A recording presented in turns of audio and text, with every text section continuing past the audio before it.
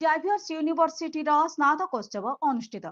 Xavier's ୟୁନିଭର୍ସିଟିର ଦୀର୍ଘଦୃଷ୍ଟି ଓ ଦୃଢ଼ ଅଙ୍ଗୀକାର ସହିତ ଉତ୍କୃଷ୍ଟ ଶିକ୍ଷା ଏବଂ ଦାୟିତ୍ୱପୂର୍ଣ୍ଣ ନେତୃତ୍ୱ ତିଆରି କରିବାରେ ନିର୍ବାଚିତ ହୋଇଥିବା ଏକ ଅନ୍ୟତମ ଶିକ୍ଷା ପ୍ରତିଷ୍ଠାନ ଭାବେ ପରିଚିତ ଏହି ବିଶ୍ୱବିଦ୍ୟାଳୟର ନୂଆ କ୍ୟାମ୍ପସର ଅଡିଟୋରିୟମରେ ସ୍ନାତକୋତ୍ସବ ଅନୁଷ୍ଠିତ ହୋଇଯାଇଛି।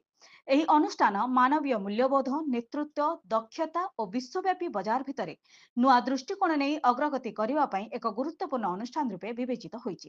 ଏଥିରେ ସମୁଦାୟ 15ଟି ଡକ୍ଟରାଲ ଡିଗ୍ରୀ ଓ 769ଟି ପୋଷ୍ଟ ଗ୍ରାଜୁଏଟ୍ ଡିଗ୍ରୀ ପ୍ରଦାନ କରାଯାଇଛି।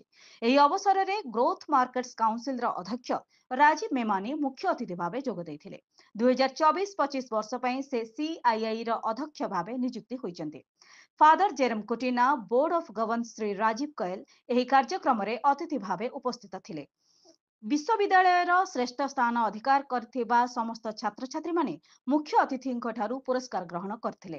ଭାରତ ସରକାର ଓ ଓଡ଼ିଶା ସରକାରଙ୍କ ଦ୍ୱାରା ଉଚ୍ଚଶିକ୍ଷା କ୍ଷେତ୍ରରେ ଗ୍ରହଣ କରାଯାଇଥିବା ଅନେକ ମୂଲ୍ୟବାନ ପଦକ୍ଷେପ ଏବଂ ଜାତି ଗଠନ ପ୍ରଚେଷ୍ଟାରେ ରେଜିଷ୍ଟ୍ରାର ଫାଦର ଏସ୍ ଆଣ୍ଟୋନି ରାଜ ଏସ୍ଜେଙ୍କ ଅବଦାନ ଉଲ୍ଲେଖଯୋଗ୍ୟ।